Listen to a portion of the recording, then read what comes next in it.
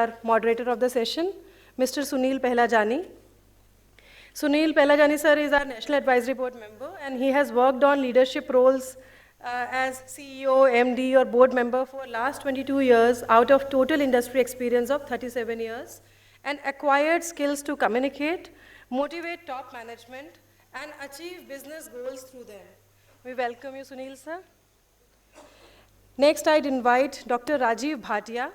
Dr. Rajiv Bhatia is an ENT surgeon by profession with a special interest in treating hearing disorders and ear microsurgery. Welcome, Rajiv, sir. I'd like to invite Group Captain Kalpa Ghosh. Group Captain Kalpa Ghosh, VSM, has taken over as Director, Air Headquarters, NPFs, with effect from 24 August 2021. He's also awarded as AOC in C and CAS Commendation and conferred with Presidential Award Vishisht Seva Medal in 2022. Glad to have you with us, sir. I'd next invite Dr. Nidhi Singhal. She is the Director, Research and Training at Action for Autism, New Delhi. Welcome, Nidhi ji. I'd also like to invite Dr. Monica Chaudhary. Monica Chaudhary ji is a consultant optometrist and educator with more than 3 decades of experience. Dr. Monica Chaudhary is joining us virtually. And I invite you, Dr. Ashwini. Ashwini ji is head of healthcare at Jai Vakil Foundation, where she leads a multidisciplinary team of service providers across 3 locations in Maharashtra. Welcome, Ashwini ji. Over to you, Sunil, sir.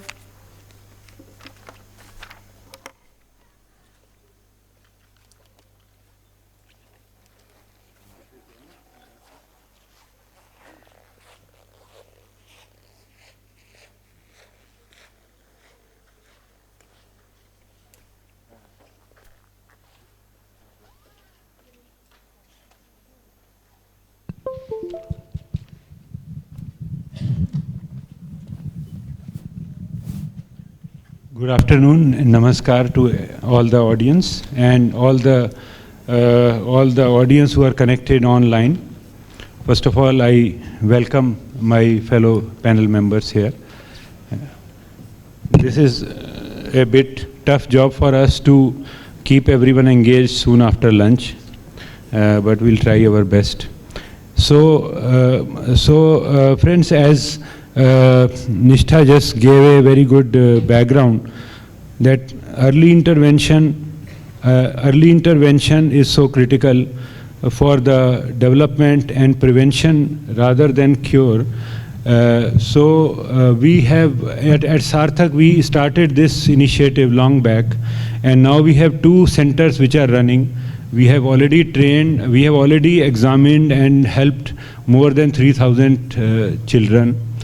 Every year we are, examining and helping or guiding hundreds of children. We are also envisaged to expand this base and to bring more public awareness, to bring more, thought on this. We have called for this panel, and we have now many experts sitting here with me. So I will start with I will start with Dr. Bhatia, who is a very renowned ENT surgeon who has done a lot of work in early intervention and children, helping them at early stage from prevention of hearing impairment and many other issues. So, Dr. Saab, my first question is to you on how do you see, as on the medical side, the early intervention, especially pertaining to the hearing side. I have a small presentation. I have prepared a small presentation PowerPoint. Can I show it over here? Okay. Yeah. Okay. Nishtha, can you? Okay. Go ahead, sir. Yeah. Can go to the podium.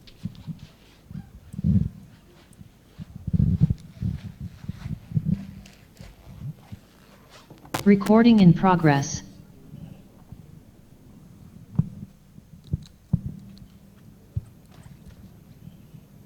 I have given a PowerPoint presentation. Can you start the? Yes. So, I have been working with lots of hearing impaired children, and my special interest has been in treating people with hearing disabilities.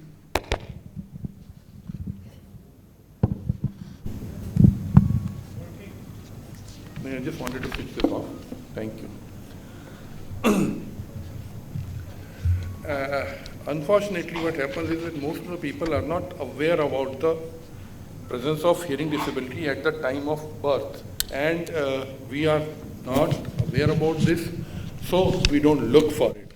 And unfortunately, the situation is that now a lot of my medical colleagues are also not even aware about this problem. So these people are missed, and by the time it is realized that they have a problem, we have missed the window of opportunity to do something for them. And by the time we realize that, जब तक हमें पता चलता है कि इसको कुछ problem है या कोई हेल्प लेने के लिए हमारे पास आता है, तब तक सब कुछ खत्म हो चुका होता है, हम उसके लिए कुछ भी नहीं कर पाते, सिवाय उसके थोड़ा रिहेबिलिटेशन करने के और कुछ भी नहीं कर पाते हैं. तो most of the time this window of opportunity is lost because of the lack of awareness, and best result is achieved only if the action is taken before the age of 3 years. But 3 साल तक parents सोचते रहते हैं शायद ठीक हो जाएगा, कुछ हो जाएगा, थोड़ा वेट कर लेते हैं, कुछ कर लेते हैं, और कुछ नहीं हो पाता है उसके बाद. Next slide please. इसका इंसिडेंस अगर हम देखें तो नॉर्मल बर्थ के अंदर 3/1000 हमें मिलता है, मतलब 1000 बच्चों में से 3 बच्चे हमें हेयरिंग इम्पेयर्ड मिलते हैं. लेकिन अगर हम स्टेटिस्टिक्स देखें तो जिन बच्चों को आईसीयू की ज़रूरत पड़ रही है, जो बच्चे नर्सिंग में जाते हैं जिन्हें ऑक्सीजन की ज़रूरत पड़ गई या कोई भी अदर प्रॉब्लम हो गई, जैसे उसको जॉन्डिस हो गया एट बर्थ, उन केसेस में इसका इंसिडेंस 10/1000 तक चला जाता है. Next slide please. अब अगर इस बच्चे के साथ में प्रॉब्लम है कि he is not hearing properly, तो उसके साथ 3 मेन प्रॉब्लम्स क्रिएट होती हैं. एक, उसको लैंग्वेज डेवलप नहीं हो पाती है. किसी पे बच्चे के लैंग्वेज डेवलप होने के लिए ये बहुत ज़रूरी है कि वो बच्चा ठीक से सुने.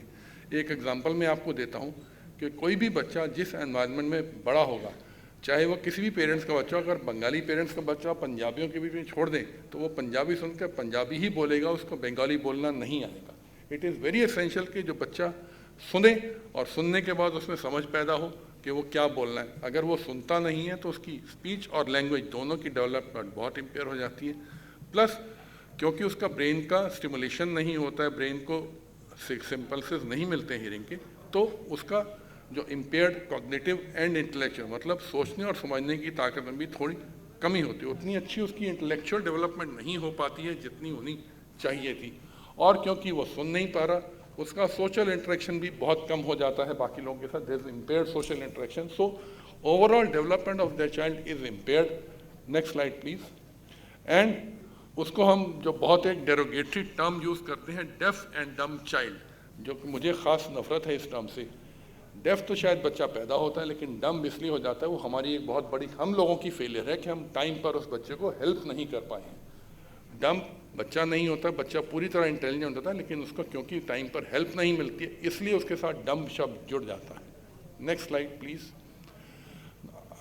अब मैं आपको पॉइंट आउट करूँगा कि मेडिकली क्यों इंपॉर्टेंट है कि जल्दी से जल्दी 3 ईयर्स में उसके साथ इंटरवेंशन.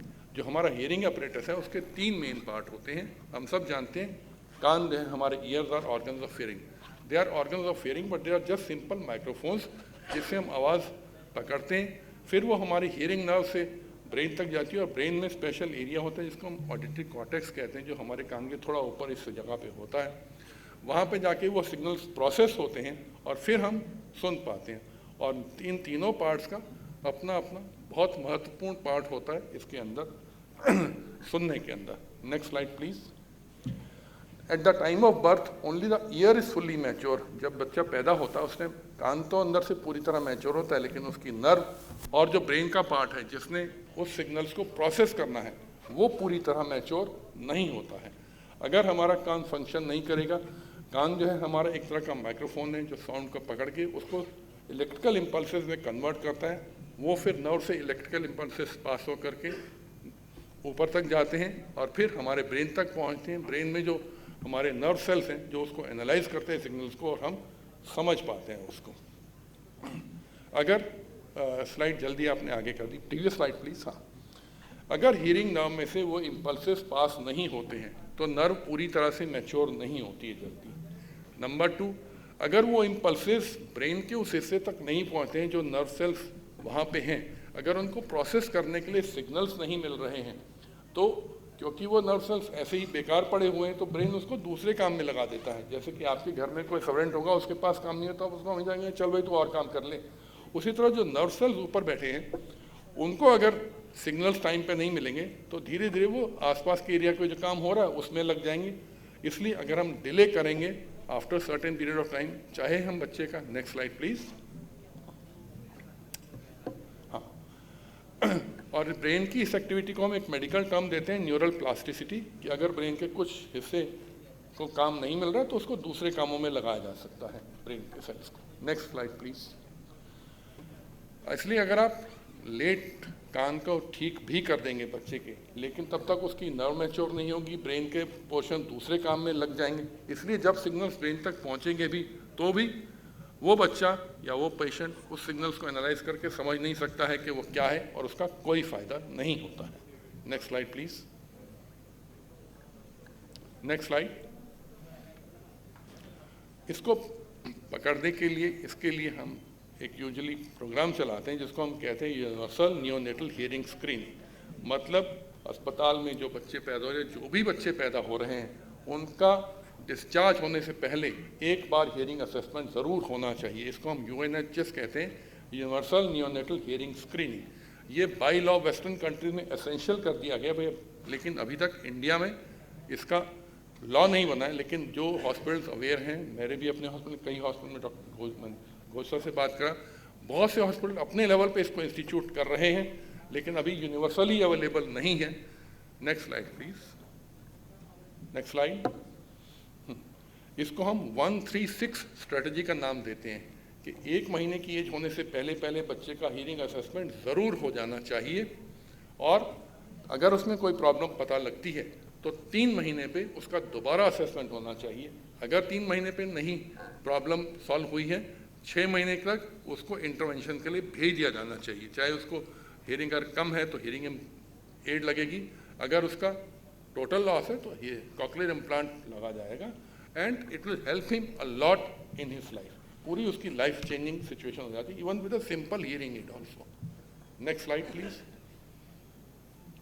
अब हम आते हैं इसके रिजल्ट्स के ऊपर। जैसे मैंने आपको पहले बताया था कि जो रिजल्ट्स हैं अच्छे तभी आते हैं जब जल्दी से जल्दी इंटरवेंशन किया जाए। बेस्ट रिजल्ट्स आते हैं 0 to 3 ईयर्स की एज के अंदर। हमने 6 मंथ्स में बच्चे को पकड़ा, उसी वक्त अगर उसके साथ कोई हेल्प की जाए, इंटरवेंशन की जाए, तभी आपको बेस्ट रिजल्ट्स मिलेंगे। अगर 3 से 6 साल के बीच में रिजल्ट्स मिलते हैं पर उतने अच्छे नहीं मिलते हैं, और 6 से 8 साल के बाद तो कोई फ़ायदा नहीं है करने का, क्योंकि आपने अगर उसको डाल भी दिया, उसकी नर्व मैच्योर नहीं हुई है, उसका ब्रेन कहीं और काम में लग गया है, तो अगर सिग्नल्स ब्रेन में पहुँचेंगे भी तो बच्चा उसको कुछ समझ ही नहीं पाएगा। Next slide please. अब by the age of 6 to 8 years बहुत से मेजॉरिटी ऑफ बच्चे हमारे पास आते ही नहीं हैं, क्योंकि पेरेंट्स को, एक तो बच्चा खुद कुछ बता नहीं पा सकता, छोटा बच्चा कि मेरे को सुनाई नहीं दे रहा है। दूसरा, पेरेंट्स में भी एक्सेप्टेंस बहुत कम होती है। पेरेंट्स यही सोच रहे हैं अभी तो लेट बोलेगा, ठीक हो जाएगा। By the time they realise 3-4 साल का नहीं सोच रहा, फिर अड़ोस पड़ोस में किसी से बात करेंगे। Bye the time proper doctor के पास या प्रॉपर मेडिकल हेल्प के लिए पहुंचेंगे 6-8 साल निकल चुके होंगे, और फिर हम हाथ खड़े कर देते कि अब तो आप बहुत लेट हो गए, हम आपके लिए कुछ भी नहीं कर पा रहे। Next slide please. इसके अंदर हमारी गवर्नमेंट भी बहुत काम कर रही है, ऐसा नहीं कि उनको सपोर्ट नहीं है। हमारी गवर्नमेंट का एक प्रोग्राम है जिसको हम national programme for prevention of and control of deafness कहते हैं, जिसमें दे आर ट्राइंग के सब हॉस्पिटल्स के अंदर वो मशीन्स और वो सब फैसिलिटीज़ अवेलेबल हो गवर्नमेंट लेवल पे कि सब बच्चे को यूनिवर्सली स्क्रीनिंग की जा सके। हालांकि अभी तक पूरी तरह नहीं हो पाया गवर्नमेंट सेटअप में, प्राइवेट में बहुत जगह हो गया, पर गवर्नमेंट में भी बहुत जगह हो रहा है। दूसरी स्कीम है government ministry of social justice की ADIP स्कीम, क्योंकि ये सब चीज़ें बहुत कॉस्टली होती हैं, इसलिए ADIP स्कीम के अंडर हमारी गवर्नमेंट उनको काफ़ी हेल्प देती है। कॉक्लियर इम्प्लांट काफ़ी महंगी सर्जरी और काफ़ी महंगा इक्विपमेंट है। पर पर्सन 6 लाख तक अवेलेबल हो जाता है पेशेंट को कैंडिडेसी को असेस करते हुए। Next please. तो what I want to tell you, इसलिए मैंने हिंदी में बोला है क्योंकि मैं चाहता हूँ कि एक ग्रास रूट लेवल के वर्कर जो हमारे ज़मीनी लेवल पे काम करने वाले लोग हैं वो कुछ लेसन्स अपने साथ लेकर के जाएं। सबसे पहले कि हम एक्टिवली सीक आउट करें, हम एक्टिवली देखें कि किस बच्चे के साथ प्रॉब्लम है। एज मेडिकल डॉक्टर्स हम लोग we should try to institute UNHS programme in which ever medical facility, in which ever small way we can, और हर जो डायग्नोस होता है बच्चा, उस बच्चे को as early as possible help available कराई जा सके। और ये हेल्प गवर्नमेंट ऑफ इंडिया, बहुत सी NGOs, बहुत सी स्टेट गवर्नमेंट्स के थ्रू अवेलेबल है। अगर कोशिश की जाए तो बहुत कुछ अवेलेबल है। Next slide please. That's it. That's what I wanted to comment. Thank you very much. Thank you, Dr. Bhatia. So this gives us a very clear message, and we need to take note of it, that early intervention in case of hearing impairment is must. 0 to 6 months, as doctor said, or maximum going up to 3 years, all the early intervention must be done. That will give the best results. Beyond that, the brain gets utilized in other functions, and it is of not much help.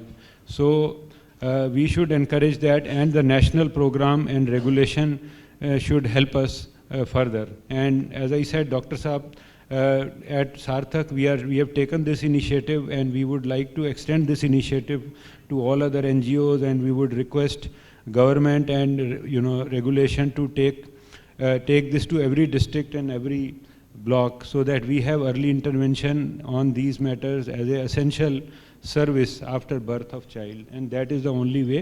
Now, as a continuation of that, I would request Dr. Ashwini who has actually done extensive work on people with intellectual disability and still leading from Mumbai, its initiative under Jai Vakil. So Dr. Ashwini, would you throw some light on same subject related with the domain that you have been working on?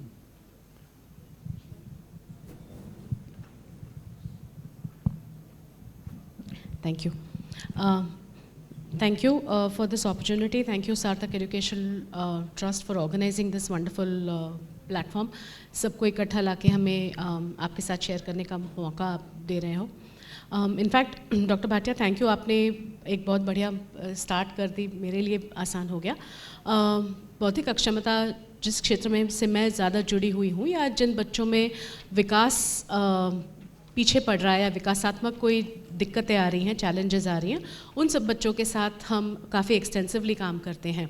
और 2-3 चीज़ें आपके साथ, 2-3 points मैं आपके साथ ज़रूर share करना चाहूँगी। जैसे डॉक्टर भाटिया ने कहा, हम कल से भी सुन रहे हैं और या हम जानते भी हैं कि जितनी जल्द से जल्द हम चैलेंजेस को पहचान पाएँ, ये हमारे बच्चों के लिए और आगे चल के उनकी आगे की ज़िंदगी के लिए बहुत ज़रूरी होता है, क्योंकि जितनी जल्दी हम आइडेंटिफाई करते हैं, पहचान पाते हैं, उतना जल्दी हम सपोर्ट कर पाते हैं और उसका नतीजा और आउटकम डेफिनेटली बेहतर होता है। ये आइडेंटिफिकेशन में एक चीज़ जो हमारी अक्सर दिक्कत दे जाती है is the lack of awareness and sensitisation among different stake holders.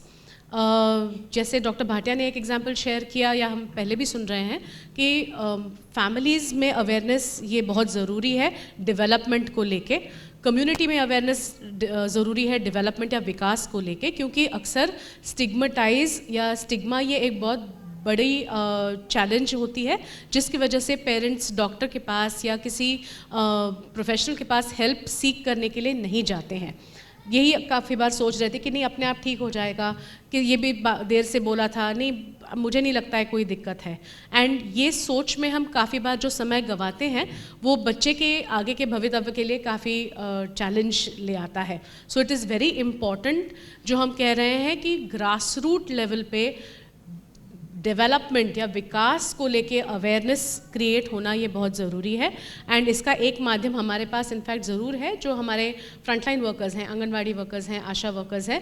Rural India की जब हम बात करते हैं, मेट्रोज़ में फिर भी थोड़ी बहुत सुविधा अवेलेबल है, लेकिन रूरल इंडिया में इनके माध्यम से हम ये इन्फॉर्मेशन या जानकारी पहुँचाना, सेंसिटाइजेशन करना बहुत ज़रूरी है।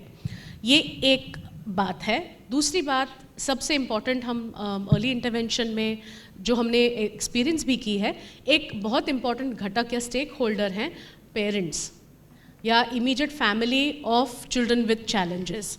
और हम जानते हैं कि हमारे बच्चे तो कहीं अपने आप से नहीं जाने वाले जब तक पेरेंट्स की क्षमता या उनकी अवेयरनेस और एबिलिटीज़ ना बढ़ाएं, तब तक अर्ली इंटरवेंशन नहीं हो पाता।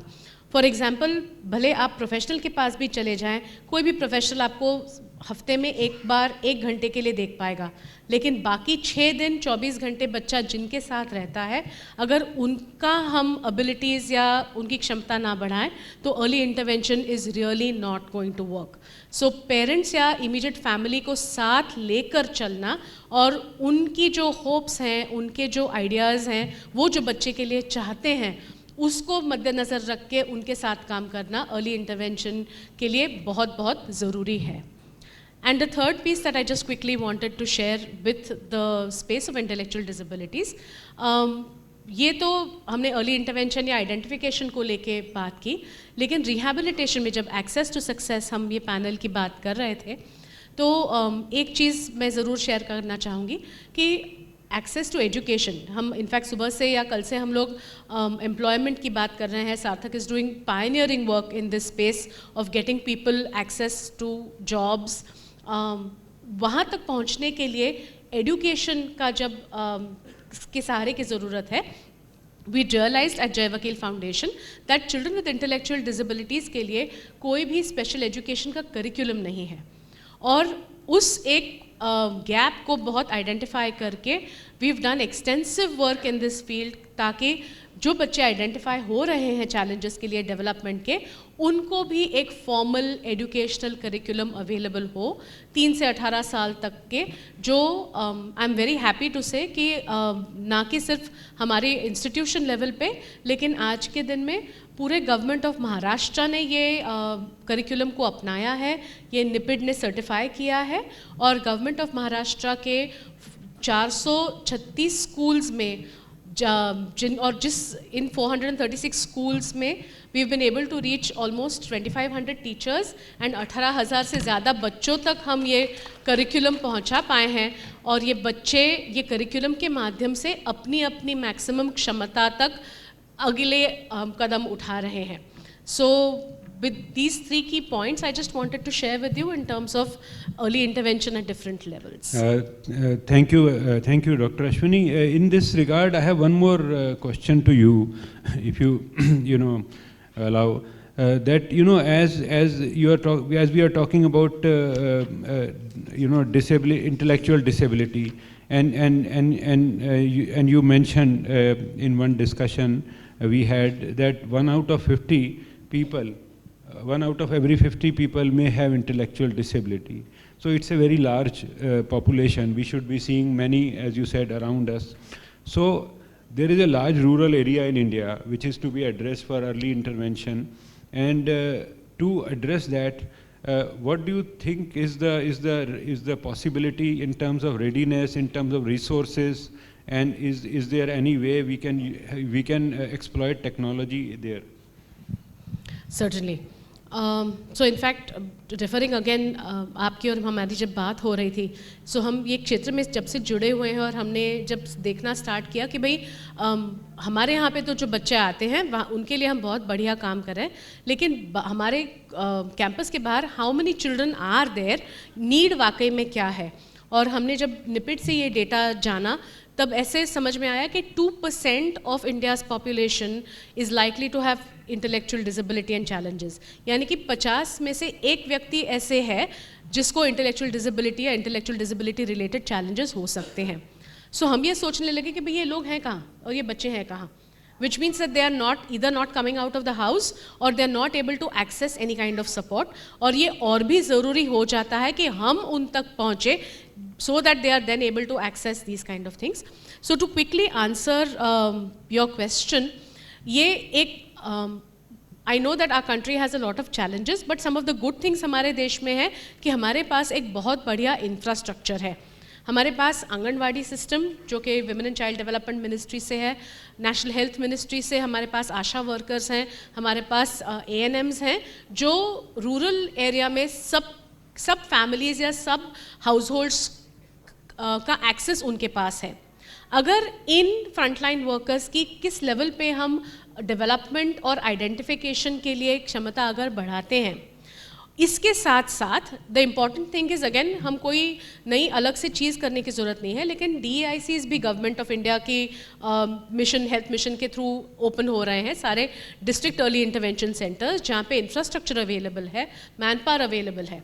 तो जो एग्जिस्टिंग रिसोर्सेज हैं उनकी अगर हम कैपेसिटी बढ़ाएं, अगर उनको किसी एक्सपर्टीज़ की ज़रूरत है तो या टेलीमेडिसिन के द्वारा या हब एंड स्पोक मॉडल के थ्रू अगर हम उनका कनेक्ट एक्सपर्ट्स से करा के, देयर इज़ अ वे कि हम रूरल एरियाज़ तक भी अर्ली इंटरवेंशन और मेट्रोज़ या सिटीज़ वाला एक्सपर्टीज़ वहाँ तक पहुँचा सकते हैं। ये पॉसिबल है, ये मुमकिन है और इसमें काम करना बहुत ज़रूरी है। We don't think it is sustainable कि हर कोई बच्चा रूरल एरिया में should need to come to the city to get the right kind of help. So that's a wonderful thought, because it gives us hope that we have some basic infrastructure, as you mentioned, for supporting DICs, Anganwadis, Asha workers, and then over and above that, I think the organizations like Sarthak and other NGOs can partner and work together. That can really create a sustainable or meaningful solution as we go forward. So thank you, Dr. Ashwani, for your very good insight.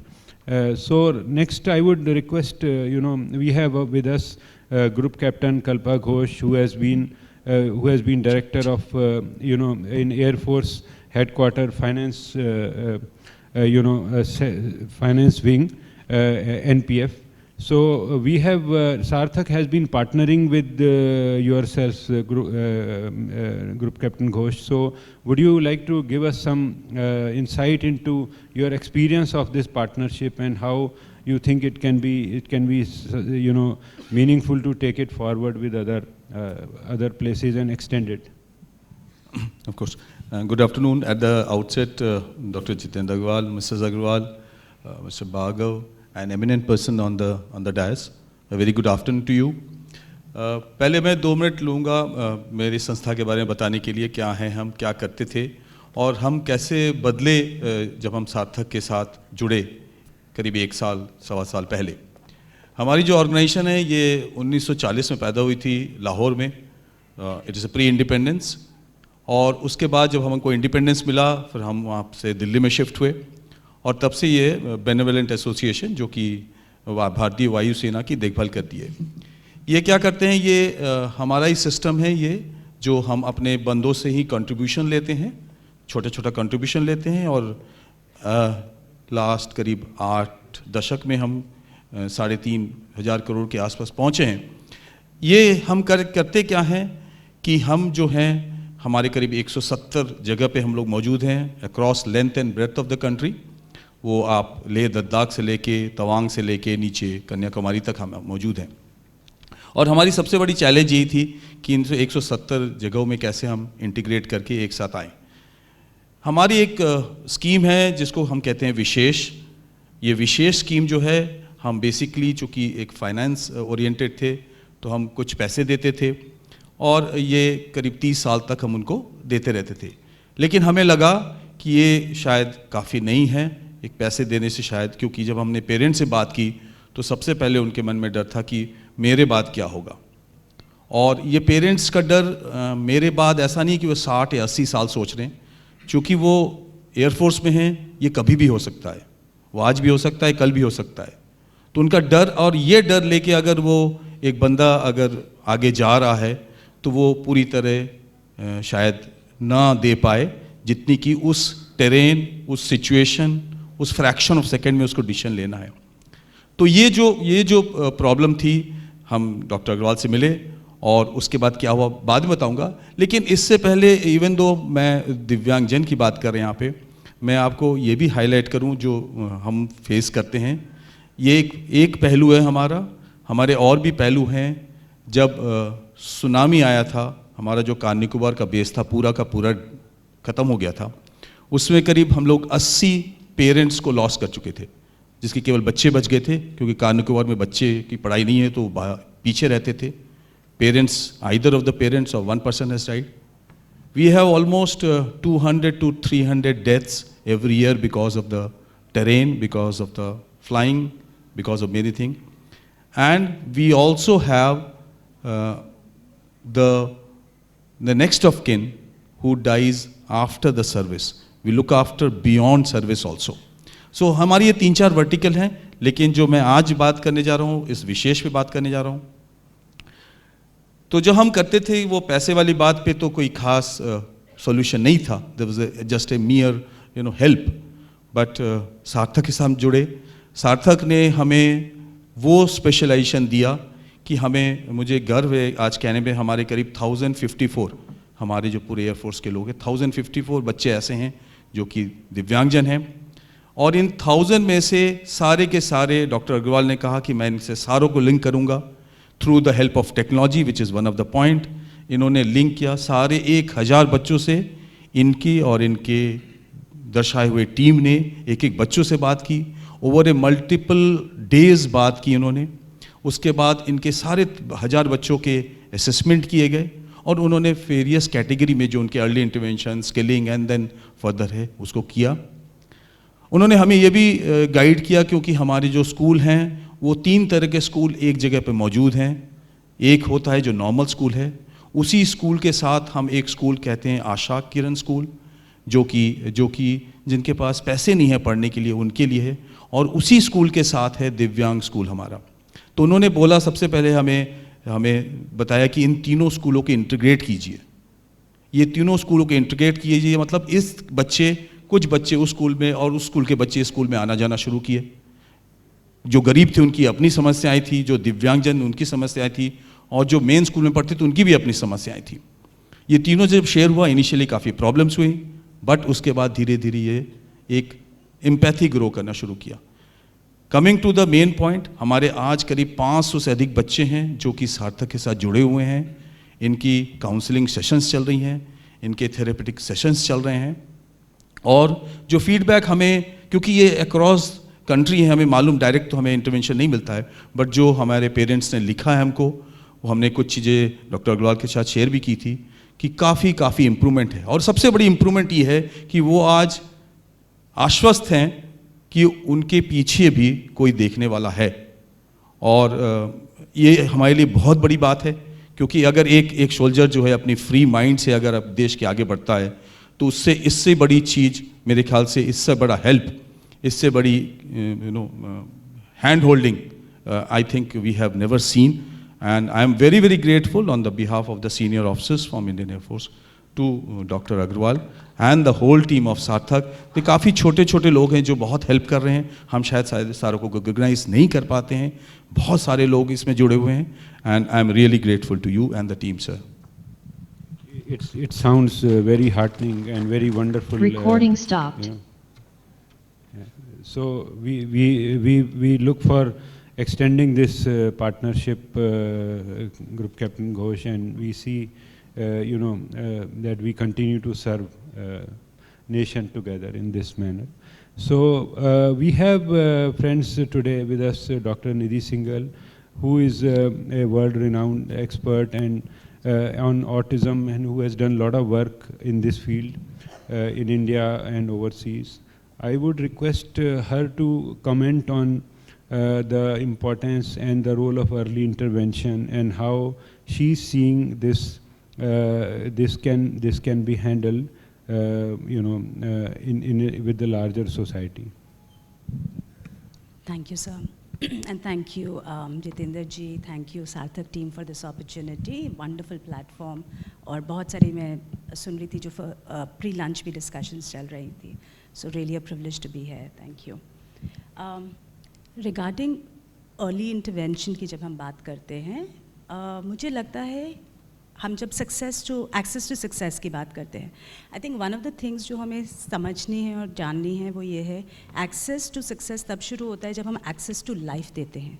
जब हम early intervention की बात करते हैं, उससे पहले ही हमें बात करनी है कि क्या हम जो बच्चा पैदा होने वाला है, आज हमारे क्या लॉज हैं और क्या सिस्टम बन रहा है, जहाँ पे अगर अभी रिसेंटली कोर्ट में आप लोग जानते होंगे, कोर्ट ने ऑर्डर दिया था कि 33 वीक्स पे मदर को अबॉर्ट कर सकती है वो बेबी, बिकॉज वो बच्चा डिसेबल हो सकता है। हमारी सोच वहाँ से स्टार्ट हो रही है। Why is it that we are ready to put somebody's life at stake, kill a child? किस लिए? क्योंकि हमें लगता है कि वो जो वैल्यू है एक डिसेबल्ड लाइफ की, सो टू से, वो इतनी वैल्यूएबल नहीं है। और वो सोच जब तक हमारी नहीं बदलेगी, हम कभी भी जितनी भी एक्सेस करते जाएं, जितना भी हम क्रिएट करते जाएं, इंफ्रास्ट्रक्चर्स भी, जितने हम रिसोर्सेज या सर्विसेज भी, वो कंप्लीट नहीं होगी, वो सर्कल कंप्लीट नहीं होगा, क्योंकि हम उस इंसान को अपॉर्चुनिटी कहीं ना कहीं मिस कर जाएंगे वो। जैसे मेरे कॉलीग ने बात की थी, डॉक्टर अश्विनी ने बात की थी, 1 in 50 पीपल, उन लोगों को या तो ऑटिज़म रहता है या ये कोई इंटेलेक्चुअल डिसेबिलिटी रहती है, डेवलपमेंटल कंडीशन रहती है। इतना कॉमन होने के बावजूद भी 1 in 50, मतलब हम लोग सब ऑटिस्टिक लोगों से मिले हैं। मेरा अधिकतर काम ऑटिज़म एंड डेवलपमेंटल कंडीशंस में रहा है, तो मैं स्पेसिफिकली बात कर रही हूँ। पर अगर 1 in 50 है तो दैट मीन्स हम लोग सब लोग ऑटिस्टिक लोगों से मिले हैं। जनरली चाहे जो मर्जी सेंसस बोलता रहे, पर हम जानते हैं वर्ल्ड वाइड स्टेटिस्टिक्स भी जो रहती हैं वो बोलती हैं about 15 to 18% of the population जहाँ पे कोई ना कोई डिसेबिलिटी, कोई डिसेबलिंग कंडीशन रहती है। हम इतनी सारी पॉपुलेशन की बात कर रहे हैं, पर फिर भी इतने लोगों के बावजूद भी there is a lot of othering that happens. हमारी जो लैंग्वेज है, जो हमारी सोच है, हम जब तक वर्ड्स लाइक प्रॉब्लम, बर्डन, हमारी सारी वोकैबुलरी जो है it's very very driven towards कि वो लोग, वो बेचारे लोग, उनके लिए हमें कुछ करना है, हम उनके लिए कुछ कर सकते हैं। हम अज्यूम कर रहे हैं जब हम डिसेबिलिटी की बात करते हैं, हम सक्सेसफुल तो हम बात ही नहीं कर रहे हैं, हम बात कर रहे हैं डिसेबिलिटी की, जहाँ पर में हम वर्ड्स चेंज करते जाएं, पर हमारी सोच जो शुरू हो रही है और ख़त्म हो रही है वो इस पे हो रही है कि वो कुछ कर नहीं सकते, क्षमता पे नहीं हम करते। We don't assume success, we do not assume ability here. And वहाँ पे जब सोच बदलेगी और वहाँ पे जब हमारा काम होगा, तो साथ साथ में जितना हमारा काम हो रहा है जो सर्विसेज पे, जैसे सारे हमारे कॉलीग्स ने भी बात की और येस्टरडे ऑल्सो जो बहुत सारी डिस्कशंस हो रही थी, वो सब एक मीनिंगफुल रूप ले पाएंगे क्योंकि हम ज़्यादा सर्विसेज को एक्सेस दे पाएंगे। तो दूसरा चीज़ जो आता है दिमाग में वो ये आता है कि जब हम एक्सेस कर रहे हैं तो हम सर्विसेज के लिए कर रहे हैं कि जो बच्चा जब छोटा है तो उस बच्चे को तो एजुकेशन मिले ही, पर उस फैमिली को भी पूरी एजुकेशन मिले, एम्पावरमेंट मिले, नॉलेज मिले। और जैसे डॉक्टर अश्विनी ने अभी पहले बोला था कि they can play parents can play a very important part in the upbringing of the child, right? Because special educators अभी भी बहुत कम होंगे। हमारा रेशियो जो है फॉर पीपल विद डिसेबिलिटीज़ और जितने स्पेशल एजुकेटर्स अवेलेबल हैं जो एजुकेशन दे सकते हैं वो कम है, और वो भी बहुत टाइम तक रहेंगे। पर हमारे पास एक बहुत सारा वर्कफोर्स है जो साथ साथ में बच्चे जिनके साथ ग्रो कर रहे हैं, जो बहुत इन्वेस्टेड हैं, पेरेंट्स जो कि जिनको हम ट्रेन करके हम बहुत ज़्यादा एम्पावर कर सकते हैं। तो एक हम उस सोच पे सोचे, पर साथ साथ में हमें ये भी सोचना है कि हम क्या मैसेज दे रहे हैं, क्या सिखा रहे हैं। Are we focused on independence? क्या हमारे गोल्स हैं? अभी कभी कभी किसी एरिया में हमारी जो इंटरवेंशन जब रह जाती है वो सिर्फ मेडिकल या तो रह जाती है, दवाई दे करके कर लिया, या बड़ी आइसोलेटेड होती है। स्पीच थेरेपी दे दी तो सब ठीक हो जाएगा, ऑक्यूपेशनल थेरेपी दे दी तो सब हो जाएगा, स्पेशल एजुकेशन हो गई तो हो गया। We want to make sure that access to education तो है ही, but it is equally important कि हम एक्सेस टू लाइफ दे रहे हैं, एक्सेस टू अपॉर्चुनिटीज़ दे रहे हैं। हम पूरे इकोसिस्टम में जब एक इंसान, एक बच्चा या एक फैमिली अपने घर से बाहर जाए तो वो मंदिर, मस्जिद, जो भी गुरुद्वारा, जहाँ पे भी उनको जाना है वहाँ पे भी वो जा सके, मूवी देखने भी जा सके, इंडिपेंडेंटली ट्रैवल भी कर सके, और साथ साथ में स्कूल भी जा सके। स्कूल एक, या एजुकेशन सिर्फ एक एस्पेक्ट है उनकी पूरी लाइफ का। तो हम सबका role as citizens, as fellow community, society में सिटीजन्स की तरह एक कम्युनिटी में, उस कम्युनिटी का पार्ट होने के लिए, उस सोसाइटी का पार्ट होने के लिए हम बहुत सारे अलग अलग रोल्स प्ले कर सकते हैं। एंड जब हम एक्सेस की बात कर रहे हैं, these are all the areas जहाँ हमें इक्वली इम्पॉर्टेंट है कि हम एक्सेस दें। तो एक और जो एस्पेक्ट बहुत इम्पॉर्टेंट है एक्सेस का, वो ऑल्सो है लॉ। अभी लंच से पहले हम सुन रहे थे कितनी सारी गवर्नमेंट की स्कीम्स आ चुकी हैं, कितने सारे गवर्नमेंट के लॉज आ चुके हैं। एडिप स्कीम भी है जहाँ पे बहुत सारी सर्विसेज अवेलेबल है, निर्माया स्कीम है, मेडिकल इंश्योरेंस की स्कीम है, बहुत सारी सर्विसेज हैं। क्या उनकी इम्प्लीमेंटेशन हो पा रही है? तो जो एक फैमिली एजुकेट करने के लिए स्पेशल एजुकेटर भी उनको मिल गया, स्कूल भी मिल गया, हॉस्पिटल भी मिल गया, सब लोग मिल गए, पर अगर उनको डिसेबिलिटी सर्टिफिकेट नहीं मिल पा रहा है तो क्या वो ये एजुकेशन को एक्सेस कर पाएंगे? तो वो जो लास्ट माइल कनेक्टिविटी की जब हम बात करते हैं, इट्स वेरी वेरी इंपॉर्टेंट कि हम इन एस्पेक्ट्स को भी इक्वली इम्पॉर्टेंटली देखें कि हम यहाँ पर में भी ट्रेनिंग दे रहे हैं। जो लोग बैठे हैं, जैसे फॉर एग्जाम्पल ऑटिज़म हम जानते हैं डिसेबिलिटी सर्टिफिकेट मिलना शुरू हो गया अभी कुछ सालों से, पिछले 2-3 सालों से ही मिलना शुरू हुआ है, पर अभी भी डिसेबिलिटी सर्टिफिकेट को लेने के लिए पेरेंट्स को और इंडिविजुअल्स को बहुत सारी मेहनत करनी पड़ रही है। और वो किस लिए करनी पड़ रही है? क्योंकि जो लोग वहाँ पर में सर्टिफिकेट के लिए इशू करने के लिए बैठे, उनकी अवेयरनेस लेवल्स इतनी ज़्यादा नहीं है। तो हम एजुकेशन जब बात करें, या सिस्टम जो है उनको एक बारी नहीं, 2 बारी नहीं, 3 बारी नहीं, 4 बारी जाना पड़ रहा है, तो वो एक्सेस टू सर्टिफिकेट ना होने की वजह से आगे उनको एक्सेस टू सर्विसेज नहीं मिल रहा है। सो जब हम बात कर रहे हैं एक्सेस टू सक्सेस की, अर्ली इंटरवेंशन की, इट्स इक्वली इम्पॉर्टेंट कि जब हम दिल्ली जैसे या बम्बई या मेट्रोपॉलिटन सिटीज़ की बात कर रहे हैं, साथ साथ में अगर हम रूरल एरियाज़ की बात करें तो ऑब्वियसली और भी ज़्यादा मुश्किल है। जो इंफ्रास्ट्रक्चर भी अवेलेबल है और जो सर्विसेज भी अवेलेबल है। So I think I would just leave it at this कि हमें ग्लोबल इकोसिस्टम की बात करनी है जब हम बात करें। Understood. Thank you, Dr. Nidhi. So this has been very insightful. What you said, that one side is early intervention, other side is awareness, sensitization, and overall education, overall acceptance, opportunity for life, as you said. That was very beautiful word. We have with us also online connected Dr. Monica Chaudhary, who's a very renowned person in field of who's a renowned optometrist and educator, and who has also authored a book on low vision. So Dr. Monica Chaudhary, are you able to hear us? Yes, I can. So may I request you to enlighten us and people with your views on early intervention and importance of that, and how you think in field of vision or it plays, and what would you recommend? Okay. I was hearing ma'am just now speaking, and सबसे पहले वो inclusion criterias और education. I deal with visually impaired. I deal with low vision children, and I was in AIMS. I retired from there, और मैंने बहुत साल ऐसे बच्चों को कितना छोटे से बड़ी सक्सेस स्टोरीज भी देखी हैं। बट लो विजन में हमारे पास ये बच्चे जब आते हैं, सबसे बड़ा चैलेंज यही हो जाता है डिसेबिलिटी सर्टिफिकेट्स, और उस डिसेबिलिटी सर्टिफिकेट को लेके स्कूल्स में वो एक्सेप्टेंस बहुत प्रॉब्लम होती है। शैडो टीचर्स और सपोर्टिंग टीचर्स, बहुत कम ऐसे स्कूल्स होते हैं जो इन बच्चों को एक्सेप्ट करते हैं। Despite the law they are not so happy, क्योंकि उनके लिए एक एफर्ट है टीचर्स का। फिर हम एज प्रैक्टिशनर अपने लेवल पे हम पेरेंट उनको इनिशिएटिव और उनको समझाते हैं how you have to cooperate with these children, and certainly they are brilliant, they come out. अगर इनको स्कूल्स में सपोर्ट मिलता है, नाउ इन सपोर्ट में लो विजन होते हैं।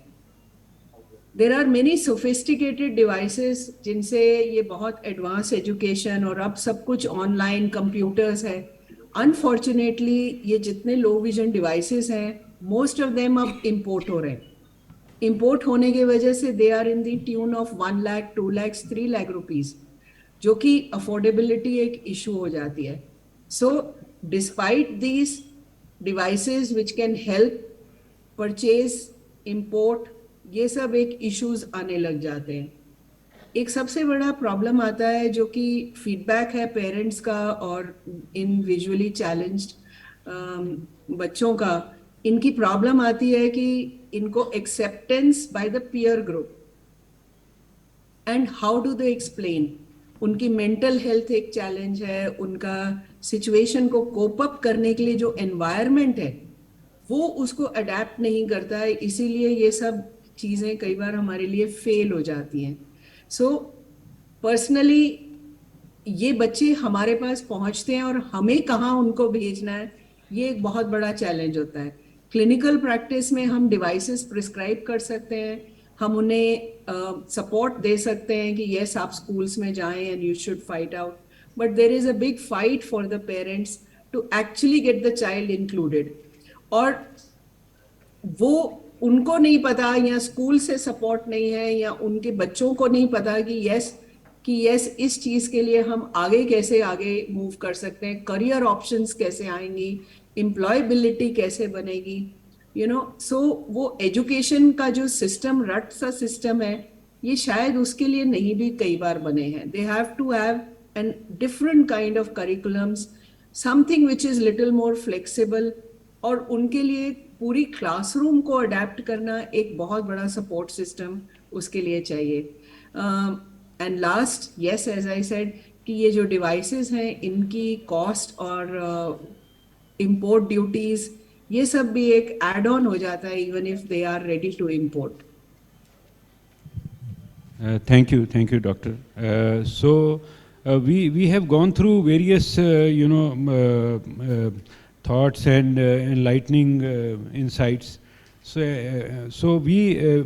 Before I summarize and share with everybody, I would just go around the table and have another 2 minutes of concluding comment or recommendation from each of the members. So may I start with Dr. Bhatia again?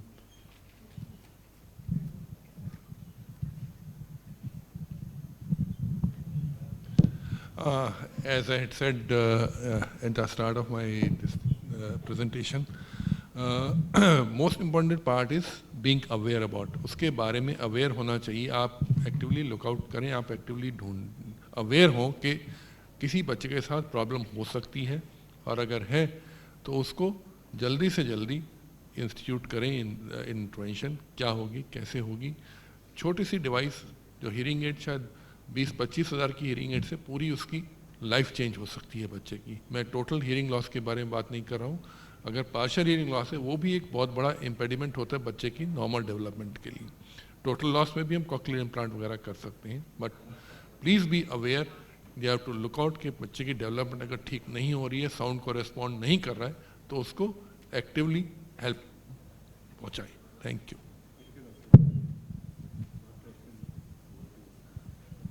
Thank you.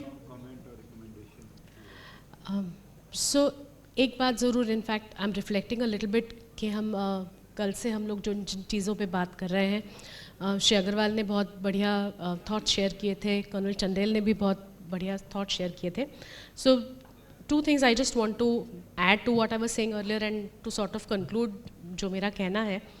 ये बहुत ज़रूरी है कि there needs to be a change in the mindset in society and at all levels. काफ़ी बार in fact अभी भी हम लोग बहुत इन चीज़ों पे बात करते हैं कि जिनको डिसेबिलिटीज़ हैं या जिनको चैलेंजेस हैं उनकी क्षमता कैसे बढ़ाएं, उनको कैसे और सक्षम किया जाए. But there is an equal if not more need to act on rest of society and everybody else for people to recognize कि हम सब एक ही तरीके के हैं. जैसे डेवलपमेंट हम कहते हैं स्पेक्ट्रम पे है, वैसे everybody is on the same spectrum and all of us are in the same space. So ये माइंडसेट चेंज होना और उस पर काम करना इक्वली ज़रूरी है. जय वकील का जैसे गोल है इंक्लूजन का, and we say that a world that includes everybody is actually a better world for everybody. और इसके लिए ये इंक्लूजन और इस पर एक्ट करना हमारे लिए बहुत इम्पॉर्टेंट है. Thank you. I just want to say one thing. एक ही चीज़ कहनी है कि it's boot on the ground. बोलना, लॉ, रूल, बहुत कुछ चीज़ें हमारे पास. आप क्या कर सकते हो उतना कर दो. और ये चीज़ जो संस्थाएं हमारी जैसे ऑर्गेनाइजेशन है जिसका की रीच काफ़ी हद तक है. We also we adopt one village wherever we go. और ये बूट ऑन द ग्राउंड उसमें वो उसकी भुखमरी हो, उसकी कोई डिसेबिलिटी हो, या उसके पास पैसे नहीं है पढ़ने के लिए, ऑल इंक्लूसिव ग्रोथ, काम शुरू कर दीजिए, कुछ ना कुछ रास्ता ज़रूर निकल आएगा, अच्छे लोग मिलते रहेंगे और कुछ ना कुछ अच्छा ही होगा. It's a just go ahead and do it, that much I can say.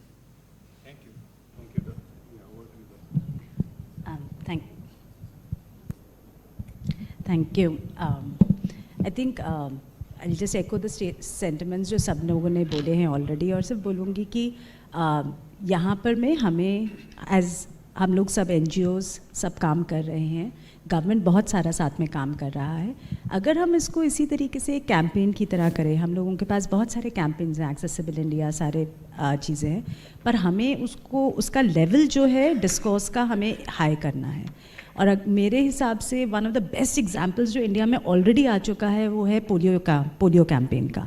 जितना हमने उस कैंपेन में इन्वेस्ट किया और कितना सारा हमने चेंज देखा है, हमें डिसेबिलिटी कैंपेन जो है हमें उसी तरीके से लेके जाना है. जब हम इन्वेस्ट कर रहे हैं, हम लोगों में इन्वेस्ट कर रहे हैं, हम अपनी ह्यूमन रिसोर्स में इन्वेस्ट कर रहे हैं, हम अपने सिटीजन्स में इन्वेस्ट कर रहे हैं. तो जो लोग सिखाने वाले हैं वो भी, और जो सीखने वाले हैं हम सब में इन्वेस्टमेंट करनी है. तो वो हमें उसका क्वालिटी ऑफ ट्रेनिंग भी हमें बढ़ाना है, क्वालिटी ऑफ अवेयरनेस भी बढ़ाना है, पॉजिटिवली भी बढ़ाना है. और आई थिंक हमारे पास इतना, हम लोगों ने, इंडिया ने इतना अभी कोविड के दौरान भी काम किया है और उससे पहले भी करते रहे हैं. हमारे पास ये क्षमता हमारे देश में बहुत सारी है, तो हमें बस इकट्ठा होकर के उसको ड्राइव करना है. And again I just say that polio campaign मेरे हिसाब से एक बहुत अच्छा प्लेटफॉर्म है हमारे लिए सीखने के लिए कि हम मास लेवल पे कैसे, ग्रास रूट लेवल पे हम कैसे हर विलेज तक पहुंच सकते हैं, to be able to raise the level. Wonderful. So that's a very good message. And Dr. Monica, if you would like to add something to wrap up. I think it's again repeating everybody's main statements. वही है, awareness building है, inclusion has to be part of it, जिसमें participation सबका होना बहुत ज़रूरी है. Lot of work has to be done to make it more impactful, employability.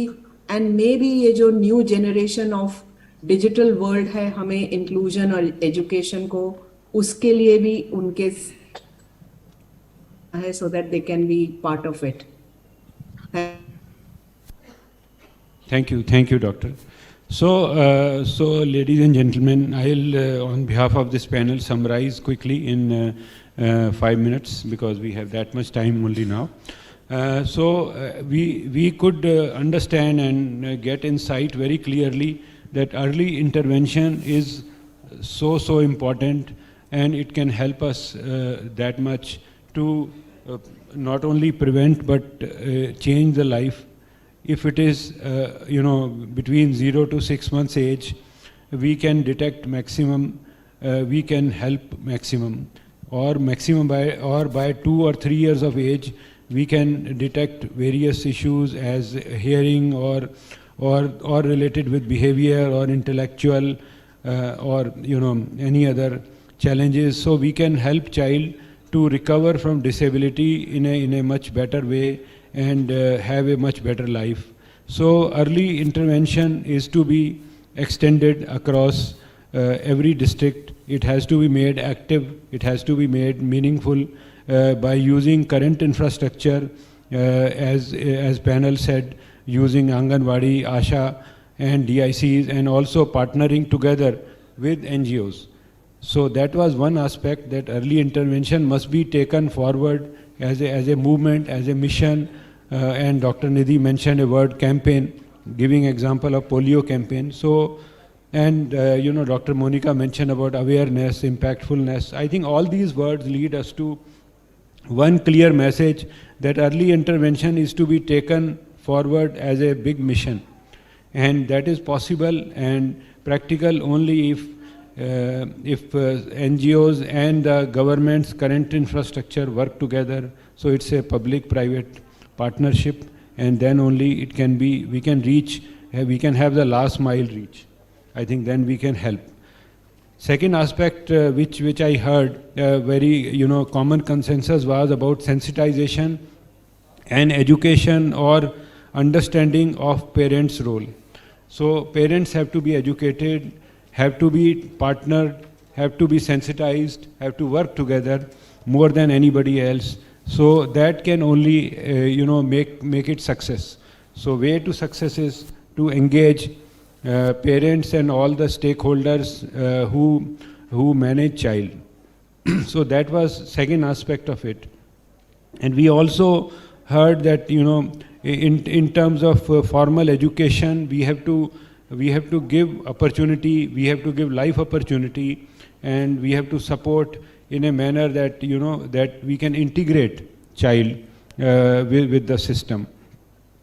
And taking all these recommendations and, points of, I would say points of wisdom forward to you, and I hope you have gained and learned a few things. I have learned a lot today from this, and I must thank each of my panel members for sparing time and giving so much of knowledge to us here.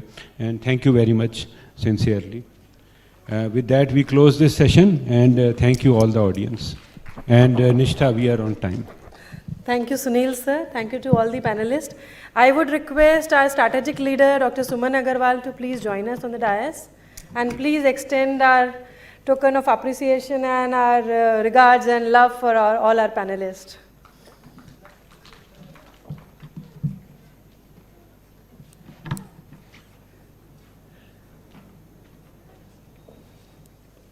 I would also request all of you to please come to the front for a group picture.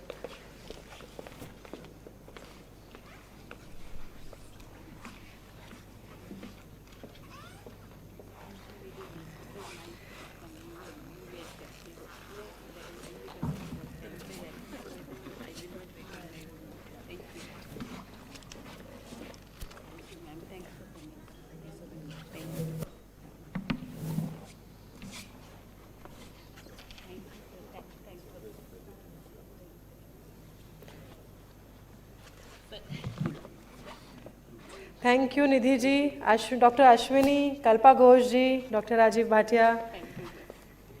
Thank you, Sunil sir, and thank you so much, Suman ma'am.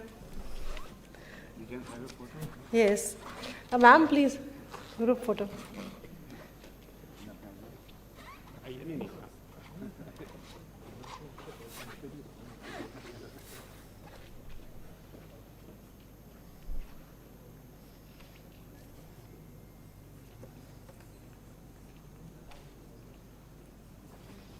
Thank you so much for the wonderful session.